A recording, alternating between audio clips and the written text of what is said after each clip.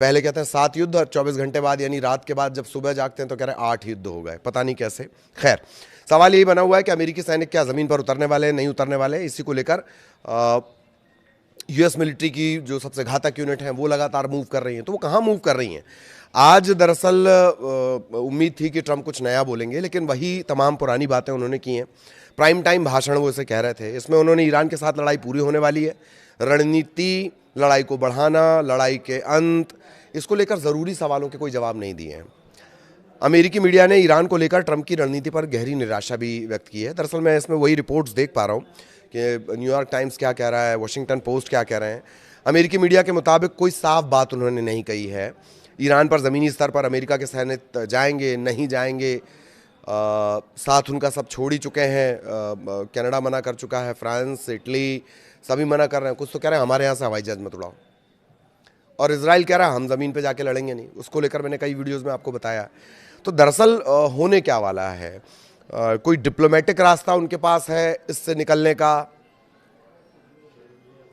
कोई डायलॉग वाला रास्ता है। अब उनके डायलॉग वाले रास्ते पर भी भरोसा नहीं है। जानकार कहते हैं डायलॉग करते करते अटैक कर देते हैं, तो वो है क्या ये क्लियर नहीं हो रहा है। ये लड़ाई 2 से 3 हफ्ते चल सकती है। अच्छा, एक महीने, दूसरे महीने में लड़ाई एंटर कर गई है।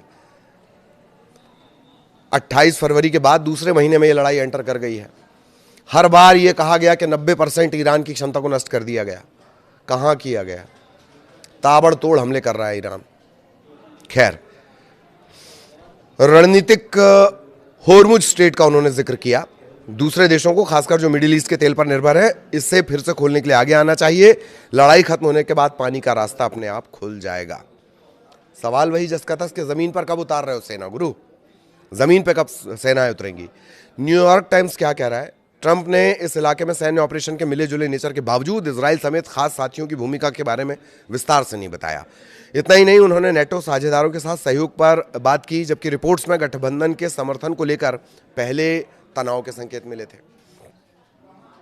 ये कौन कह रहा है? ये न्यूयॉर्क टाइम्स कह रहा है। बार बार ये कहा जा रहा है कि ग्राउंड बूटिंग कब होगी, यानी जमीन पर सेनाएं कब उतरेंगी। इसको लेकर कोई बात नहीं की। मिडिल ईस्ट में अमेरिका की 82वीं जो एयरबोर्न डिवीज़न है, उसके 3500 से 4000 जवानों के मूवमेंट की बात आई थी। वो ऑपरेशन के लिए जाने वाले हैं। ट्रंप ने इसका जिक्र तक नहीं किया। वे पहले ग्राउंड बूटिंग की बात कर चुके हैं, लेकिन समय नहीं बता रहे हैं। वो कह रहे हैं कि ईरान को पाषाण काल में भेज देंगे, ये उन्होंने बोला। कैसे भेज दोगे, इस बारे में कुछ नहीं बताया। जाहिर तौर पर हो सकता है भाई युद्ध की रणनीति ना बताई जाती हो, ये भी एक वजह हो सकती है। द वॉशिंगटन पोस्ट क्या कह रहा है? ईरान के राजनीतिक भविष्य को लेकर ट्रंप ने कहा कि सत्ता परिवर्तन अमेरिका का मकसद नहीं था। लो,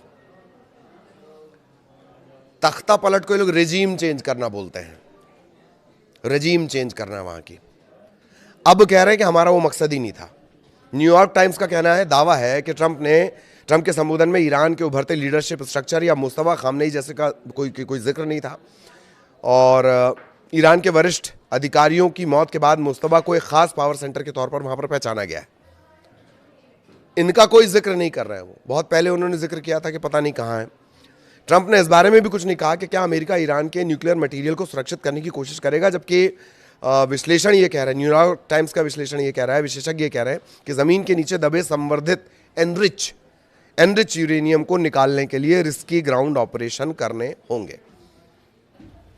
ये मीडिया क्या क्या कह रहा है वो मैंने आपको मीडिया के हवाले से बताया। अब आपने कहा कि ईरान की जो क्षमता है वो कम है, खत्म हो गई है। अगर वो सब खत्म हो चुका है तो ये धड़ाधड़ मिसाइलें कहां से रही हैं? फिर कहां से मिसाइलें आ रही हैं? ड्रोन हमले, तेहरान की तरफ से लगातार ड्रोन और मिसाइल हमलों का जो सिलसिला है वो लगातार जारी है।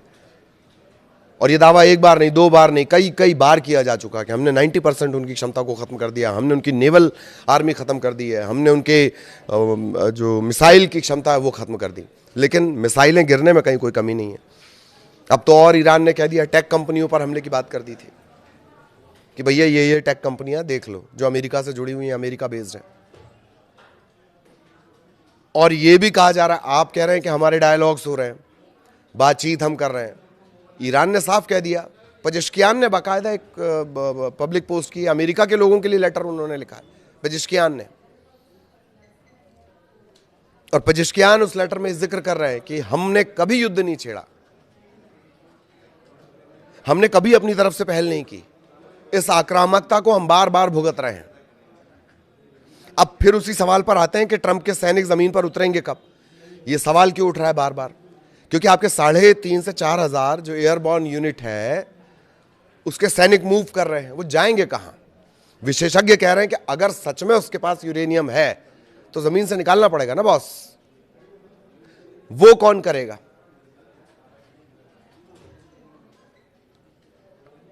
इजराइल इनकार कर चुका है कि हम जमीन पर कोई मदद नहीं कर पाएंगे।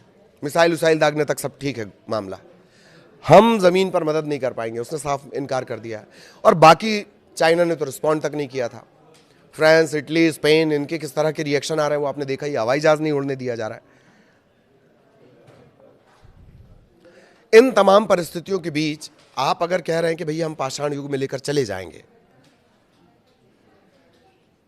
उसकी क्या प्लानिंग है? मीडिया ये जानना चाह रहा है। ठीक है, पूरी प्लानिंग मत बताइए, पर मीडिया के सवालों का तो जवाब दीजिए। मीडिया के सवालों का भी जवाब नहीं दिया गया।